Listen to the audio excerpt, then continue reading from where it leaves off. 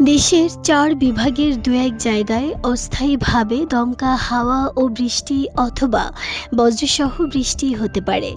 এছাড়া দেশের অনেক জায়গায় অস্থায়ীভাবে আংশিক মেঘলা আকাশসহ আবহাওয়া প্রধানত শুষ্ক থাকার সম্ভাবনার কথা জানিয়েছে আবহাওয়া অধিদপ্তর।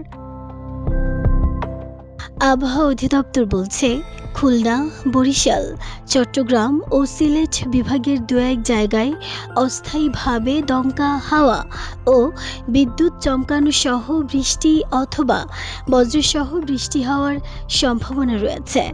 পাশাপাশি সারা দেশে দিন ও রাতের তাপমাত্রা সামান্য কমতে পারে।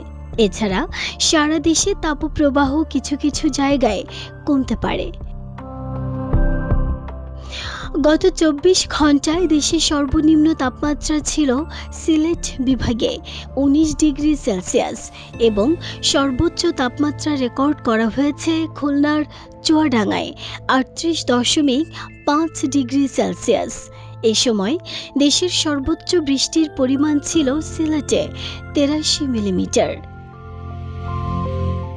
আবহাওয়া অফিস জানিয়েছে, লঘুচাপের বর্ধিতাংশ পশ্চিমবঙ্গ ও তৎসংলগ্ন এলাকায় অবস্থান করছে।